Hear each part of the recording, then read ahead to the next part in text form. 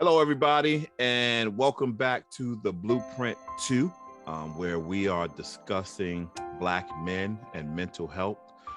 We are relaunching our Cold Blue campaign that we started now some 10 years ago. I finally came across the paper that we did with Columbia University and Dr. Sidney Hankerson, where we went into 3 churches in New York: Abyssinian, Fifth Allen Cathedral, and St. Paul's in Brooklyn to look at depression amongst Black families in churches. And I think some of that research still holds true today, as it talked about then that on average, Black women are diagnosed clinically depressed more than Black men, with the exception of when you look into Black churches.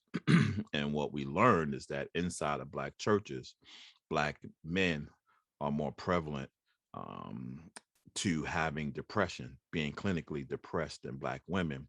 And the answer as to why is that for Black men, church is often the last refuge.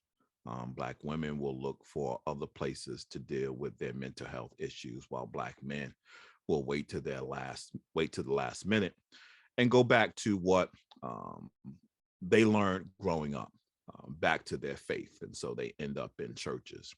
And so today I am honored to have 2 extremely good friends of mine who have been toiling in this work for many, many years, who bring a lot of experience and inspiration and knowledge and solution, love, pain. They just bring everything to the table. And so I'm so excited about sitting back and listening to my brother, Anthony Smith, who is the executive director of Cities United, and he is now in the city of Louisville, Kentucky, as well as my good brother, Sean Dove, who is the CEO of the Corporation for Black Male Achievement. I love that corporation name. When I hear that corporation, I'm like, all right, now we doing our thing. Now we owning some stuff.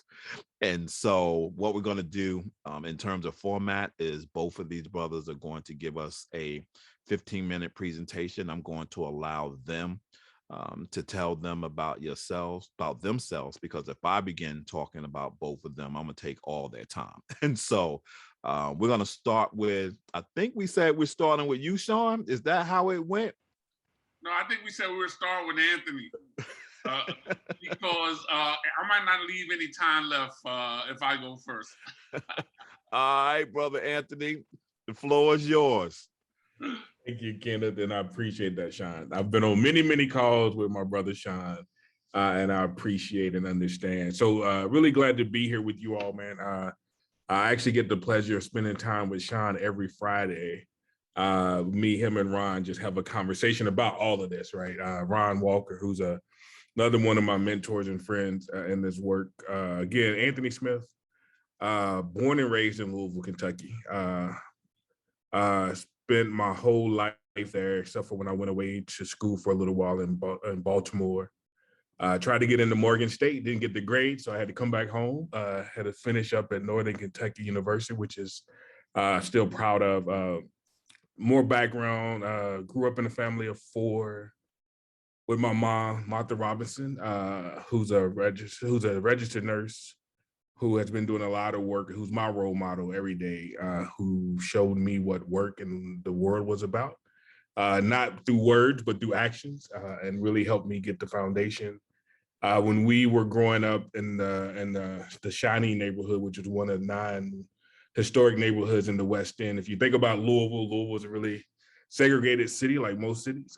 Most of the Black folks in Louisville live in one of the 9 West End neighborhoods, and I grew up in the Shawnee neighborhood. It was really home to me, and it's still home to me. I was able to grow it. I had 2 older sisters and a younger brother. My grandmother lived around the corner. I had 2 aunts who lived around the corner. So I always had family close by. And it was just a place where I always felt safe and I felt welcome and home. Had a bunch of friends, and I could walk anywhere, get anywhere I needed to go to. Went to school at Portland Elementary, which is another neighborhood that's in the West End, which is predominantly white. So out of that 9 neighborhoods, Portland was predominantly white. And we would walk through there and get chased out by grown men, just elementary school kids, just trying to go to school. Would get chased out of the neighborhood. I could not go to the swimming pool that was there without getting chased out and going home. But still always had other folks around me who helped protect us, right? So we never really got in trouble because there was always older kids around who made sure we were good. So Shawnee is still what I consider home. It's my home base. Louisville is home to me, but more importantly, the West End is home to me.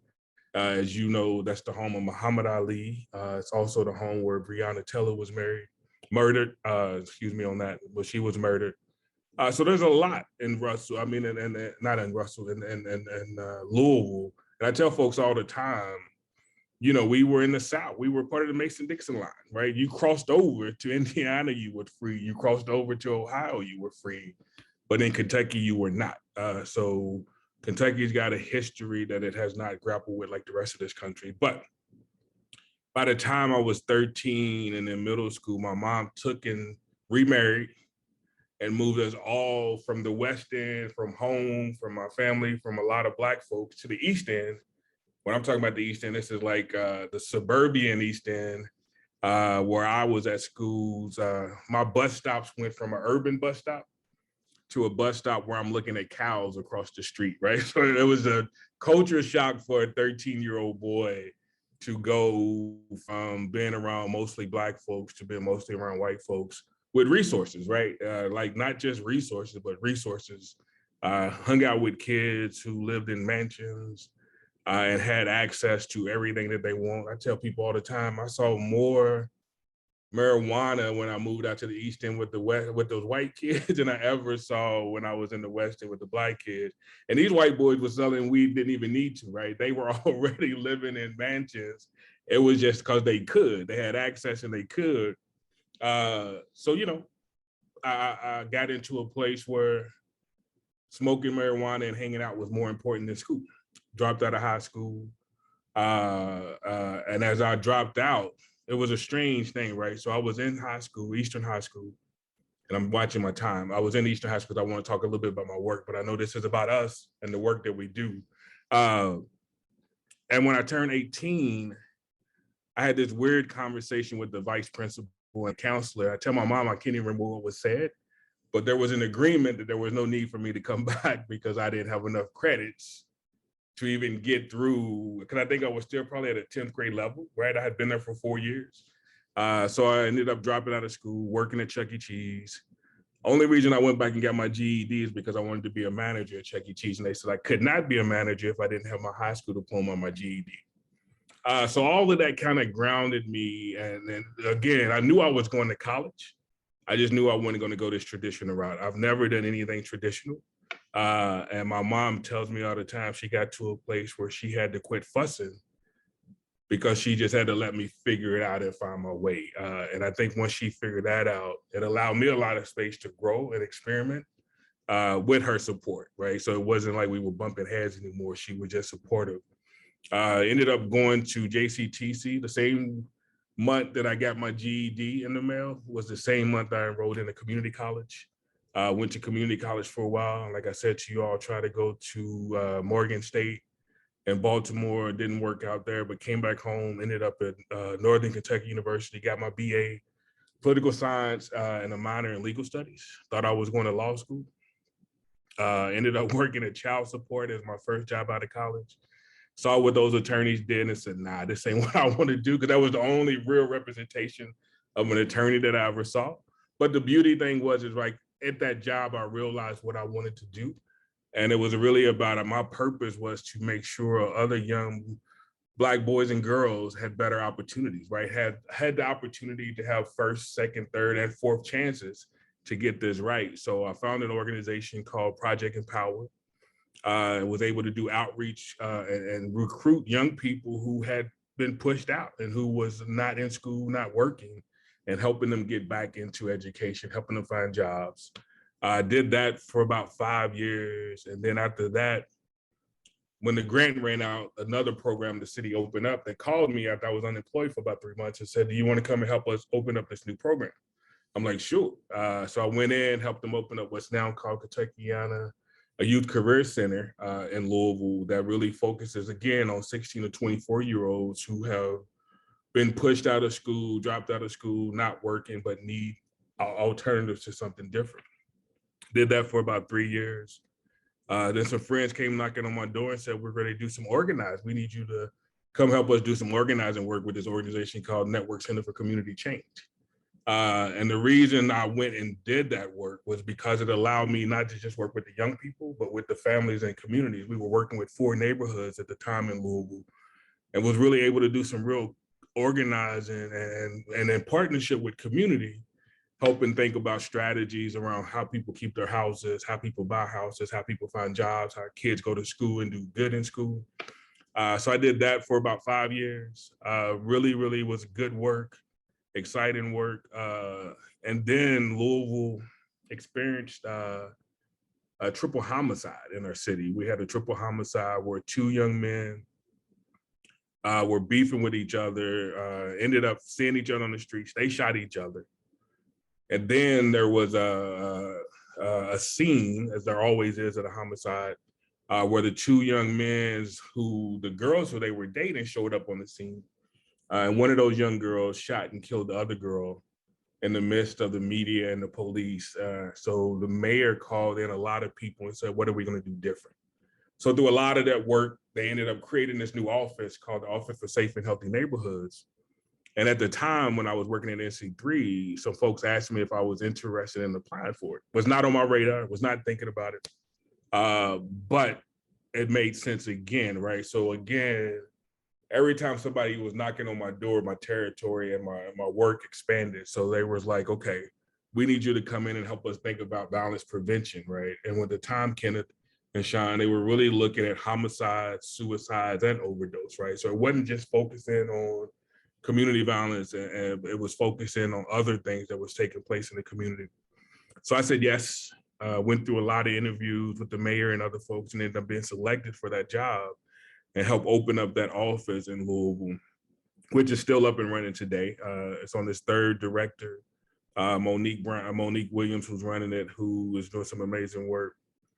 So I was there. I did that for about 3 years. And while I was there, I got the pleasure of meeting Sean, with the Campaign for Black Male Achievement now in the corporation, and was really able to connect and meet a lot of different things, not just Sean and his team, but other national organizations that was doing work in Louisville. One was Cities United. Cities United was a network of mayors and community members across the country who have come together to really say, how do we create safe, healthy, and hopeful communities for young Black men and boys? It was founded through a conversation through Mayor Nutter, former mayor of Philadelphia, and Dr. Bell, who's the president and CEO of Casey Family Programs.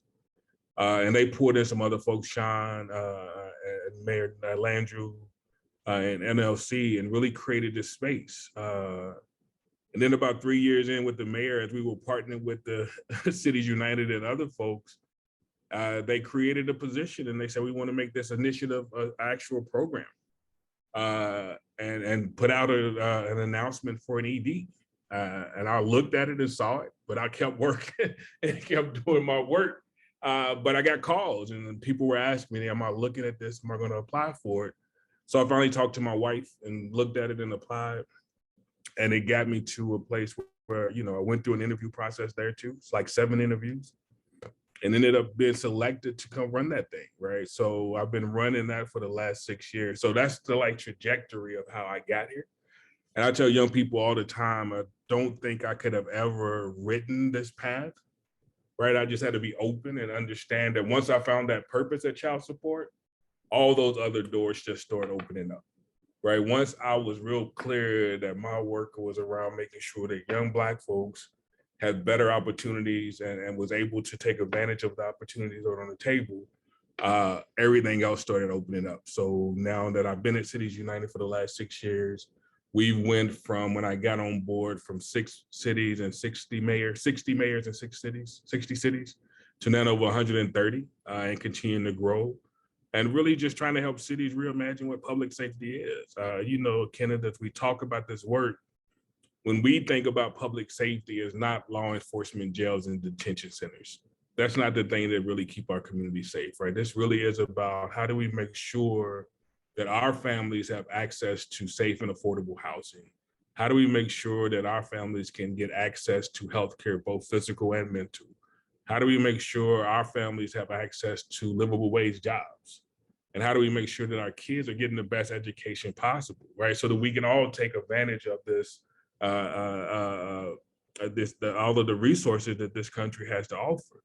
So it really is, how do we create safe and healthy and hopeful communities up front and not have to come back and do it after the bad stuff has happened, right? So when we come into a community, I'm gonna put some slides up real quick. We're really looking at, again, reimagining public safety, moving to safe, health, and hopeful communities for young Black men and boys and their families, right? So we're clear about our work is about young Black men and boys and their families. And this is about creating safe, healthy, and hopeful communities for them. I'm only going to do a couple of slides, and then I'll get to a place where I can pause and give it to Sean. Cities United is committed to working with cities, communities, and young leaders, and we're real clear about young folks. Young people need to be at the table, especially those young people who are most impacted by community violence. Whether they are the victim, the perpetrator, or the witness, they need to be at the table helping us not only reimagine public safety, but redefine what it is and what it means, and helping us find solutions to that. You all know I don't have to walk through the data. We know that when you look at data across this country, majority of the folks who are impacted by community violence or shootings and homicides are young Black men and boys living in neighborhoods of high disadvantage. But also, we cannot talk about community violence if we're not going to talk about police violence. Police violence and community violence are tied together. They both are symptoms of structural and institutional racism, and have policies that have created all of this to happen. So we want to make sure that we talk about that. We put those two problems out and we talk about those as intertwined and interconnected, and we got to be addressing both of them at the same time. So between 2014 and 2020, as you see here, over 13,935 folks have been, there's been that many officer involved incidents, whether the suspects were injured or killed. So these are numbers that we can't not deal with and we cannot run away from. So we want to make sure that we're having that conversation, and we're having that conversation in cities with mayors and with community members and with police chiefs and folks who can make a difference, because they have policy, they write the policies, they operate the budgets, and they can really help us move these things differently. A couple of more things is that when we're talking about this, our solutions are, how do you interrupt the current cycle of community violence? How do you stop young people or people from dying today? And how do you intervene? And how do you use best practices to do that?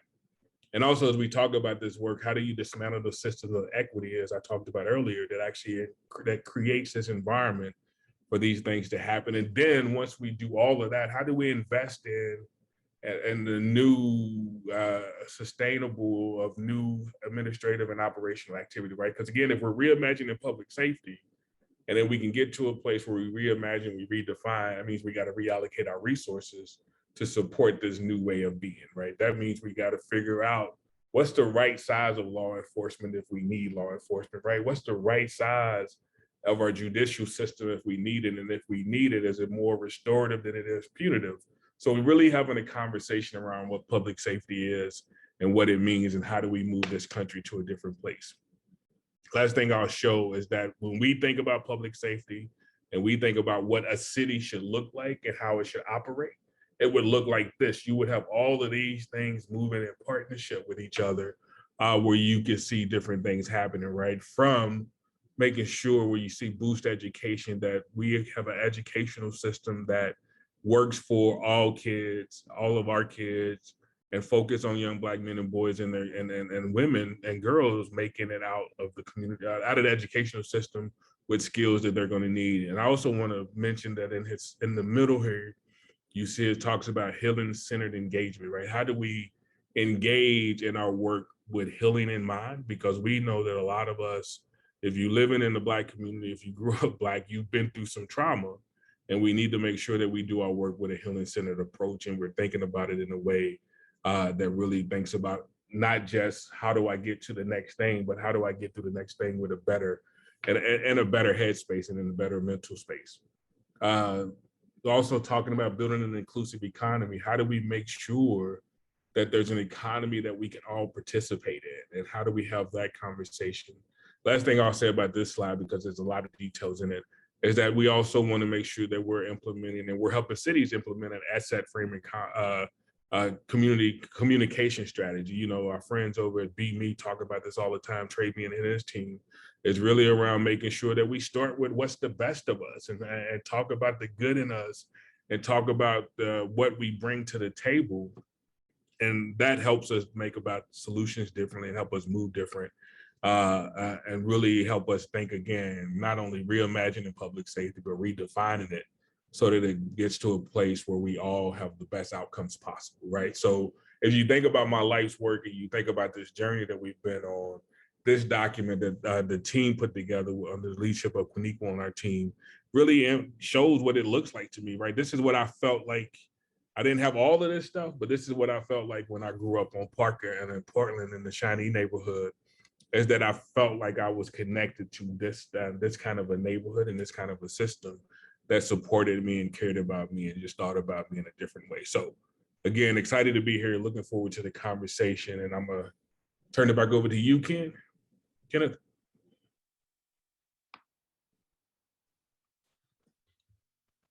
Man, thank you so much, Anthony. You left, man, I was writing notes like crazy as you were talking. I'm going to leave some of it for when you or when we, the three of us, possibly four of us, come back to talk about this. But I do want to say this. One of the words that has been striking me for the last several years is this whole notion of redefine and reimagine. And one of the challenges that I have with those two words is that it dismisses the reality of what is, right? It almost leads you to think that in order for us to really understand Black men, Black families, that we have to redefine who they are. So it dismisses the good qualities of them. Reimagine means to me that you have to kind of dismiss all that you see and imagine them in a different way. And what it has led me to, and I'm so glad you put that too, because I got to pick this up again. I've been using this term refresh, right? It's not reimagine and it's not redefine. It is literally refreshing how we see each other, right? Reset, right? Because there were a time that we saw each other in the beauty that we want to see each other now. And we didn't have to reimagine who we were. We knew who we were. We didn't have to redefine who we were. We knew who we were, right? That's the same thing today, but we've been clouded by all of those. That map was incredible because I think everything in that map is the thing that distorts how we see each other. And it's not until we're able to deal with all that and lift that body up that we can actually refresh, right? And literally get back to seeing ourselves the way we've always seen ourselves. I don't know if that resonates with you, but when I saw that, I was like, whoa. Yeah, it does. But I think when we talk about reimagining and redefining, it's actually the systems and not the people. Gotcha. Right. Yeah. So when we're talking about our work, when you see the map, it's talking about all of those systems, to your point, that has worked hard to discount who we are. Right. And put us in a place where when people see us, they think all of these things when we know all of these things, right? So for us, the reimagining, the redefining of the system and actually of the and what we consider what public safety is, right? So for us, when we're talking about reimagining and redefining, it's never about Black folks. We think Black folks are beautiful, and we think Black folks are doing what they do. And if you really saw who we really were, right? You would, which you already do, which is why you put all these things around to make sure that other people don't see, right? So for us, the refresh and the reading, I didn't refresh because it needs to be redesigned as the systems that consistently work against us. So for us, I'm with you 100%. I need us to value us more. I need us to understand that we are already doing what we're supposed to do. We're already our great, the data shows that we show up more for our kids than any other person, Absolutely. right? So we do what we're supposed to do, but that's not what the narrative is. And the system has been so powerful against us that people don't even believe that we do that. Wow. Good Right. stuff, Yeah. brother. With you. Good stuff, Thank man. you, Kenny. Good Lord, man. Bless you, man. As Look, the I'm old good. I saint. can just like sit back here and just listen to you and Kenny and Anthony kick it, and I'm just like so honored and humbled, like just to be with you brothers, whom I love dearly. Kenny, 15 years ago we connected when I was publishing Proud Papa, and you were launching or had already launched Fathers Incorporated, and just so proud of all that you've done. And you said 15 years ago that you wanted to be the nation's leader in promoting responsible fatherhood, and specifically for Black men. You spoke it, right? And it's happening. And my brother Anthony, one of the things he shared in the beginning, every Friday, uh, Anthony and brother Ron Walker, who is the elder of the group, we come together Fridays at 12 noon on Zoom to not talk about strategic plans, not talk about logic models. We talk about the love we have for each other, where we are stumbling, where we are hurting, and what I love about both of you brothers as I look at you on the screen.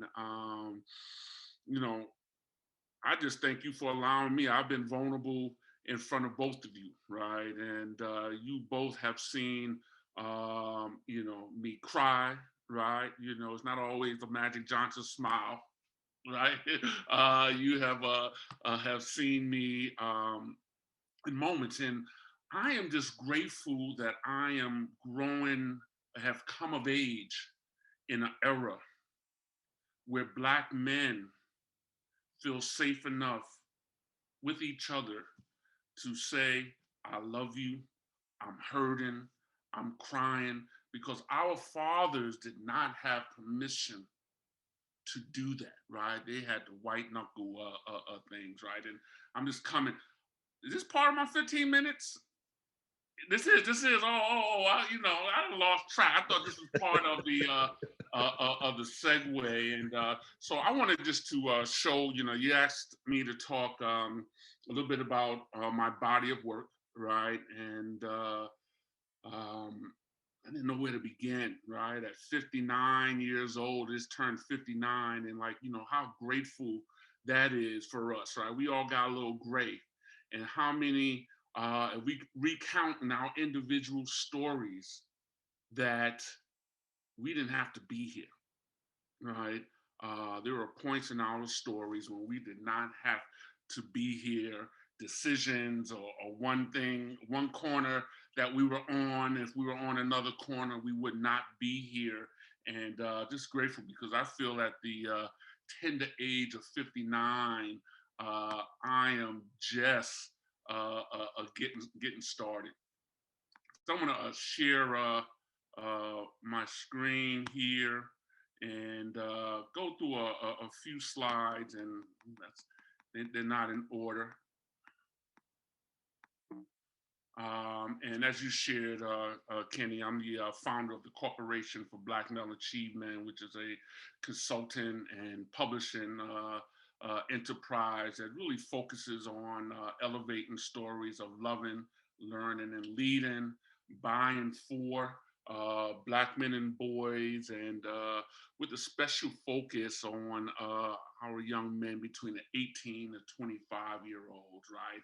And as you know, for the last dozen years, I led the campaign for Black male achievement. And most of those years, I was talking about launching a corporation for Black male achievement. And here we are, right? And I just wanted to invite a few folks into the room with me, and that is my dove nest right there, married to my divine mate, Desiree. Don't she look happy to be next to me and all thrilled and whatnot? Had to search for a picture when she looked real happy. And the most important line of my bio is the bottom line: married to my divine mate, and the father of Nia, Maya, Cameron, and Caleb. And as you know, Kenny, I've told stories. Some days my prayer is like, forgive them, Lord. They know not that they dance on my last nerve. And when we're talking about fatherhood, it has been the most rewarding opportunity that God has given me. And it has also been the most stretching and challenging opportunity that God has given me. But this is why I do the work, and that's the dove nest. I also wanted to invite into the room our sister Terry Williams, right? And we have done work with dear Terry, and we cannot talk about depression, mental health. It was Terry in 2005 in her article in Essence magazine, where she pulled her own covers and expressed that she was dealing with clinical depression. She wrote the book Black Pain with the subtitle, It Just Looks Like We Are Not Hurting. Two things that Terry told me over my years, mentoring words. One, I had to come speak to a group of young people when I was running a youth newspaper in Harlem. And Terry said to the young people, I think she was talking to me also, if you are not leaving your house most days with butterflies in your stomach because of what you are being called to do, your life is pathetic. I kind of thought, like, damn, Terry, that's a kind of little harsh for the kids, right?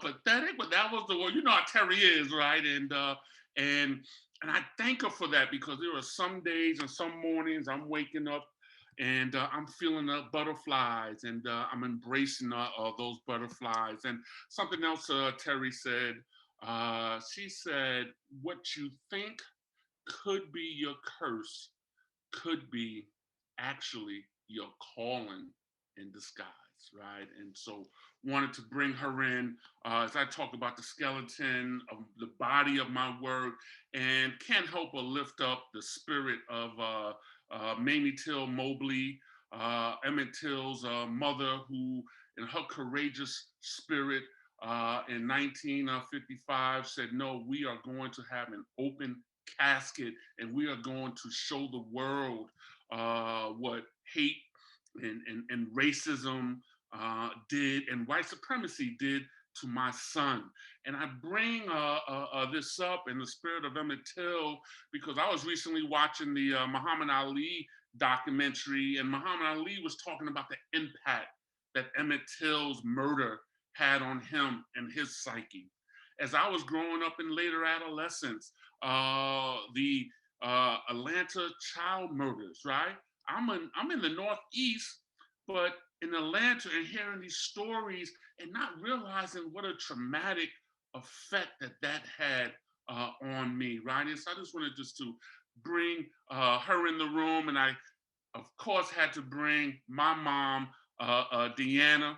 And one of the things my mother used to say to me was that, Sean, I don't have to ask you what you're doing, right? When I come home, all I gotta look and see who you're hanging with, right? And that will tell me what you are up to, right? I want to make sure mom sees this Zoom, this presentation, because she knows that I'm hanging with Kenny, I'm hanging with Lawrence, and I'm hanging with Anthony. And so she could be proud, right? And I just want to say, we were rocking the top knot and the afro back then in the 70s, right? And I bring all that because I did not get here alone. Most of my education came from UCLA, and that's the university on the corner of Lenox Avenue, right there on 119th Street and Lenox Avenue in Harlem. And in my formative years, early years, you know, I stayed with my mom in the South Bronx on the weekends, and stayed with my godmother on 119th Street and Lenox Avenue. And Anthony talked about that sense of a community, right? And my godmother, she ran numbers with Nicky Barnes's father, Roy Barnes. And if you ever saw the movie Lackawanna Blues, that was my experience, right? There were boarders in this huge Harlem apartment. Lel, the big mom, she took care of other kids. And while I was an only child, I had these siblings all around me. And so much of just my early years right there, UCLA, the university on the corner of Lenox Avenue, you know, playing hot peas and butter, sticking my, gathering and sticking your sneakers in the circle, and engine number 9 going down Chicago line. If the train go off the track, do you want your money back? You know, yes, yes, well, and you are not it. And just those memories, a sense of community. Yes, there was violence in the community. Yes, there were there was addiction and nodding out, but there was still this sense of community. And one of the games we played at UCLA and the University of Corner of Lenox Avenue was called freeze tag, right? You remember freeze tag. And so much of my work and what I've tried to create uh, uh, uh, is emblematic of freeze tag. Because with freeze tag, when you get tagged, you can't move. You're frozen, right? And the person that's it, their job is to tag and freeze everybody, right? And we got a it that we're fighting that's trying to freeze us, right? Freeze our dreams, freeze our goals, freeze our families. But if you were free and not yet tagged, you can go and tag somebody else and you will free them, right? And some people, when they were free, they were just busy dodging and, making sure that they did not get caught. Whenever I was free, I was intent on trying to tag as many people as I could so I can free them up, right? And that is so much about this work that I'm committed to, and just a touch, right? And sometimes it's a touch, sometimes it's a word, sometimes in my career it's been a grant, but being able to, and as we all know, and we're talking about mental health and wellness and community violence, there are too many brothers, sisters in our communities that are frozen and that they need a touch, right? And freeze tag. All right, I just want to move on. That's young Sean and hanging out. And I shared earlier, many days, right? And times, making the wrong turn or hanging with the wrong person, I would not be here. But those are my homeboys, Sad Sack with the hat and Puppet. Those are their nicknames. They used to call me Yogi because I look like Yogi Bear. And we are sitting here on the steps of the Dome Project, which was a youth program that we got involved in, right? And I was like trying to sell loose joints, all of us on the corner of 80th Street, right? And we already heard Anthony's story. We know he know about loose joints. So Kenny, don't act like you don't know about loose joints. And Lawrence, I don't know if you're on the screen. I'm calling you out. Don't you know that you? And I didn't need to sell those loose joints, right? But I was just hanging out. But I got involved in this youth program called the Dome Project, and that is us when we were like 15 years old. And got my slide, and that's us just a couple of years ago, and just blessed. And we have all, we're survivors. We have survived addiction. We have survived incarceration. We have survived trauma. We didn't even know that it was trauma. And so much as we talk about this work and what my work is like, there's stuff that I didn't even know that was trauma, right? And we were talking about the rewords, right? The reimagine, the refresh. But I think we also need to bring reframe into the conversation, right? Because I told a story for all of my life, my Harlem resiliency story, and it wasn't until 57, when I was 57, that I had to realize two things could be true. Yes, it was my Harlem resiliency story, right? The first day that I traveled the train by myself at 9 years old, got abducted, almost got killed, right? Lucky to be here. That was always my Harlem resiliency story. It wasn't until years later that I was like, that was trauma. And I cried more at 57 than I did at 9 years old when I realized. And one of the things that we have to do is stop normalizing in our communities, in Black communities, a trauma as just the Black experience, right? And that it's okay. So let me keep it moving. The power of community, and talk about my body of work. This is a group of young people, intergenerational group, in a published Harlem Overheard. That's our storefront.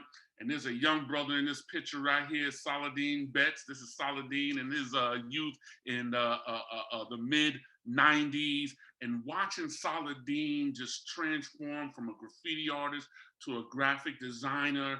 And this is the ethos of my body of work. And y'all know my hero is Muhammad Ali, right? I got Muhammad Ali. He has my back. He's over my left shoulder. And when we talk about mental health and wellness and healing, too often we talk about our victorious days like this, right? You know, days when we done knocked out Sonny Liston first round, first minute. And what we don't talk and get vulnerable enough about are days like this, when life knocks the mess out of us, when we fall and our best laid plans go awry and we stumble. And this for me is the more iconic picture, because for me, this is the picture when Ali got up. He had every right or reason to stay on that canvas on the 15th round, his third fight after the US government prevented him for boxing and earning a livelihood. And Joe Frazier hit him with a left hook right here that Ali's ancestors felt in Africa. But he got up. And we got to tell our stories of resiliency when we're talking about health, healing, and trauma and community violence. And as you know, was blessed to use the inspiration and the life legacy of Muhammad Ali to create Rumble, Young Man Rumble. And this is one of our morning spiritual workshops, men and women coming together to heal. And one of the things that I'm most proud of in the work of the Campaign for Black Male Achievement was creating BMA health and healing strategies. It was, I think, the fifth Rumble in the Ali Center, the intergenerational session. Susan L. Taylor and Reverend Alfonso Wyatt were facilitating, and then the question of depression came up. And someone asked, how many of us, the leaders, these are the leaders, the cavalry. I talk about the cavalry, there's no cavalry coming to save the day. We are the iconic leaders that we have been waiting for. Half the room raised their hand saying that they have dealt with depression over the last 3 months. And then the second question was, how many of us have thought about suicide? And we were all aghast when we looked around the room and folks that kept their hands up. And we created BMA health and healing strategies to address our well-being as leaders, right? And Kenny, don't worry about time. I'm not going to show the video, right? So we're going to be good, so we can kick it. But that's the ethos of the work right here, and I have been able to see Black men in circles of trust, just like this, cry about father wounds, Black men in their 50s, women sharing stories about abuse and being able to come together in healing and trusting environments. And yes, connecting with the services and the therapeutic work that needs to happen after that, right? And so if there is this, like, if there was an image, when we talk about the body of work, if you want to know about the body of my work, I would capture it in this image, right? But I do have to say as I close that I'm just grateful to be here, right? In the video that I'm not going to show, it chronicles and tells the story of my addiction. You saw the picture of me with the afro with Lenny and Dave, right? If we weren't coming from the corner, we were on our way to the corner, smoking joints, drinking Old English, right? And doing all kinds of stuff, right? Which I thought was at the time, I was okay. But that led to a progressive addiction, right? And I remember 32 plus years ago being the executive director of that same youth program that I grew up in. I had it all planned out. This is the platform on 34th Street and Penn Station, the Sea Line, Uptown. I was going to jump on these tracks and grab the third rail because I didn't think that there was any kind of freedom or liberation for the pain that I was feeling, the shame that I was feeling around my addiction. But God intervened and connected me with someone that led a therapeutic community, right? And I did not jump on those tracks, right? I got on that train, and on September 1st, 1989, began my recovery process, right? And that's part of my body of work. That's part of my healing. And this picture is on that platform because, look, years later, every day taking New Jersey Transit, going to work, it dawned on me one day going to my offices at the Campaign for Black Male Achievement. Damn, I'm standing on the same platform that I was going to jump off of 30 years ago. And I say this because there is somebody that is watching this right now that is on a platform of their own, right? And that they're wondering, can they make it or whether they're going to jump? And I'm a testament that so much has happened in the 3 decades from my family, from my work, from meeting you good brothers that would not have happened if I would have jumped and grabbed that third rail. And as I close, you know, the power of just one when we're talking about healing, of connecting hearts and heads with another brother. When I'm with leaders, I say you got to have and use a mentor, a coach, and a therapist, right? And what I am just thrilled to see with the in the midst of the pandemic, an increasing number of Black men raising their hand and saying, I need help.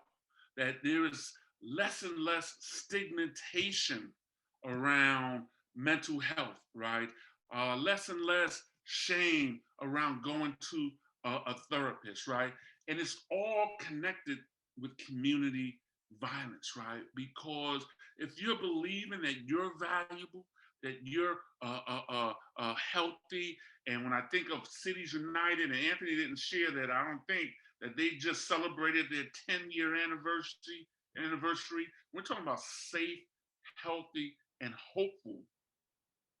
It's hope that when I had a gun in my hand, the senior year, the summer before my senior year of college, visited my father in San Francisco, decided I was gonna go show them San Francisco boys how, we play ball from New York, got into an altercation, guy got in my face, I realized he had 30 of his friends, it was just me.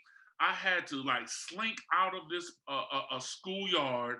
I couldn't let them see that tear that dropped, right? I think you wrote a book like that, Kenny, when the tear won't fall. But when I got back to my father's apartment, I remembered the gun that he had showed me that first night when I got there. And I pulled out that gun, concocted a plan of going back to that park, shooting that guy, getting away from the other 30 guys that were in the park, laying low for 2 days, then going back east and finishing my senior and starting my senior year of college. But as I had that gun, I had what Anthony talks about with safe, healthy, and hope. I had so much hope. I had mentors. I had a reason not to go back. And so much of what we're talking about this evening is about how do we foster and build and instill a sense of hope, wellness, and starting with our own mental health and well-being. So I'm going to just stop there and just open it up for us to do what we do. So we ain't got no more time to do what we do.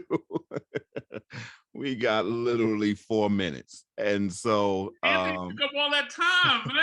I didn't want to like you guys were man, I was just listening and listening. I think that there is nothing like hearing the voices of resiliency, right? There's nothing like hearing uh the journey of men who weren't supposed to make it. Like you weren't supposed to be here. That's what they said. You weren't supposed to be here. And yet here you are. Right. That story is powerful in and of itself. It's almost like, when you're at church and the preacher gets like deep in there, like ain't nobody trying to break the spirit. Like everybody's in there. It's like you let the spirit let the Holy Ghost do what the Holy Ghost is going to do. You don't jump in that. That's kind of, as I'm listening to the two of you, your transformational stories of resiliency, right? Stick to itiveness, right? Never giving upness, all of those kinds of things that particularly our youth need to hear.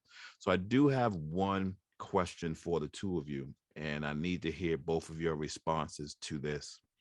And that is, if you could take yourself, Sean, back to 119th Street and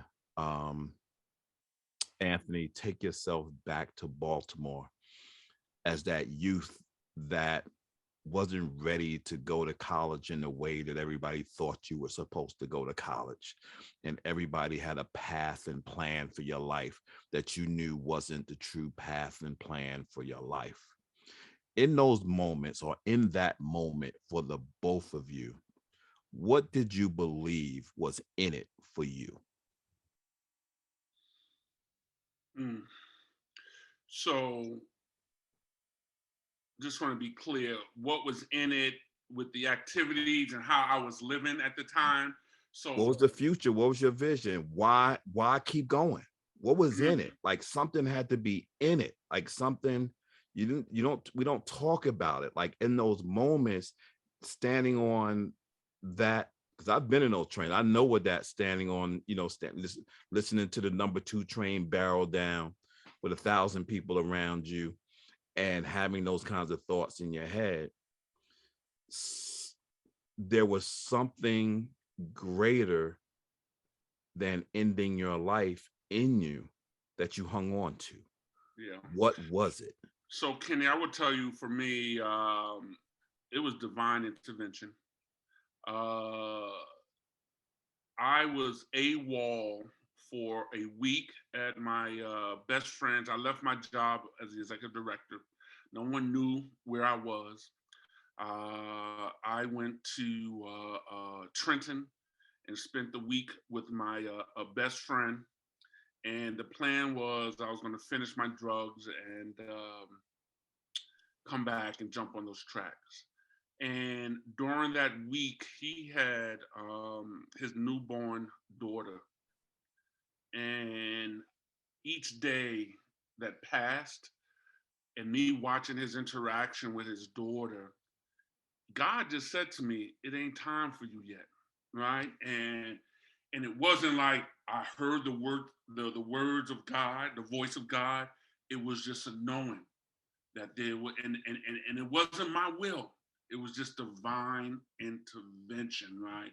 It was not like I had a list of 10 reasons to live, and I was checking those, and no, I'm not going to jump. Uh, at my lowest moment, God just intervened and said, "No, I have a plan for you, right?" And I heeded that plan. Mm. How about for you, Anthony? Yeah, that's a good question, Kenneth. And I don't know if I can say what was in it, but I think I've always saw something there, right? I knew there was a future. I knew there was a reason. And I think a lot of it goes back to, again, watching my mom do her thing and understanding that if she can do what she did raising 4 kids, and she had a non-traditional way as well, right? So, I think people forget I watched her as a 14-year-old mom raising kids. And I think, when I came around, she was still in her 20s, not just raising kids, but going to nursing school, right? And working and buying a home. So you see all of these possibilities and don't know what your future is, but you have one, right? And I think it was because she was so clear in what her future was, and made it impossible for me not to think I had one, but also allowed me, like I said, the freedom to figure out what it was. I think once my mom got okay with me being in a non-traditional path, that gave me a lot of freedom, like I said, just to experiment and be. And when you've got that kind of support from your mother or somebody in your life, you think anything's possible, right? So again, I didn't know what. Like I said, when I was talking, there was no way that I could have ever written what I'm doing today when I was a kid, because I didn't know it existed. Right? Because it didn't exist, right? It didn't exist until it was time for me to move into it. So just always knew there was something, just didn't know what it was. And I knew I had to take certain steps to get there. I just knew I wasn't going to do it on anybody else's terms with my own. Kenny, that graphic that you like, I know we're getting close to time if we're not there. The graphic that Anthony showed of the city and the connected systems, right? And we're battling systemic and structural oppression, but the model of safe, healthy, and hopeful communities, and to fully answer your question, there was still a reason to hope for the future. The challenge that we have now is that there are too many of us and too many of young people that don't have no hope. Why? I'm gonna pull this trigger, or I'm gonna commit suicide because there's no hope for the future, right? And so that's on our generation's hands as community. Obviously, there's the greatest systemic oppression, but how do we infuse a hope and a reason to live in our communities, right? And I often ask, how do you quantify hope? And I'm just looking at it right here in front of me, and Black men that are forging, this pathways for hope. So that's how I stay hopeful. Yeah. So, man, thank you so much for your transparency, for your honesty, for your directiveness, um, for showing up when we call, right? We make the call, Lawrence make the call, you guys answer. That's a blessing in and of itself for me. because there's a lot of people you call that don't answer the phone, right? There's a lot of people you reach out to. Hold up, I have an option to say no to you. That's I a didn't good know. thing. That's a good I didn't know thing. I can say no. That's a good thing. To That's a the good general. thing. That's a good thing. That's a good thing. Like that's what happens when you get older and you're sitting around the Thanksgiving table and your mother says something. You're like, wait a minute, Mom. Wait. I had an option. I didn't have to eat those green beans. Yeah, you didn't have to eat them, but you didn't need to know that at that point in time, right? You said. And so I'm gonna end, with you guys telling everyone how they can get in touch with you, but I want to add one since we are on the thing today, right? And I think it's part of our work moving forward. I think it's part of our work specifically as it relates to children and youth. And I think it's part of the extension of the narrative that the two of you just gave in terms of that thing that did not diminish, and that is spirit. Like, there's a lot of things that can die in you, but for some odd reason, God will not allow spirit to die in Black people. And I think the connection between us and youth is the rekindling of spirit. It is to help them understand that irregardless, that's not a word, regardless of how you see yourself in the world, right? We grew up in these concrete jungles and we looked around and it looked hopeless. But in those jungles, a rose always grew in the granite. So we saw the example of things that manifest itself in places and environments that wasn't supposed to happen. And that's connected to spirit. And I think what our people, particularly our youth, need to see today is examples of roses growing out of the granite, so that when times get the hardest for them, the one thing that won't distinguish is their spirit. I think it's in them, right, already, but I think we had more of a grasp on it existing than they do. Because Big Mama, Grandmama, Auntie wouldn't allow us to forget that regardless of all that other stuff you got going on in your life, I know God is still in you. I know spirit is still in you, and you may not recognize it. You may not absorb it. You may not even connect with it, but there's going to be a day, right, that you're going to be standing on the edge of a train track, and that little thing I call spirit is going to swell up in you, and it's going to speak to you. And it's going to be the difference. It's going to make the difference in your life. And I think that is the message of rekindling that we have to do for our youth, to let them know that that thing existed in our ancestors, it exists in us, and it exists in them. Having said that, good brothers, man, I love y'all to death. And as my good friend Frank Malone said, there's absolutely nothing you can do about it. That was Bishop Darren Ferguson's line, but I love you too, and I love you, brothers, and keep on pressing, right?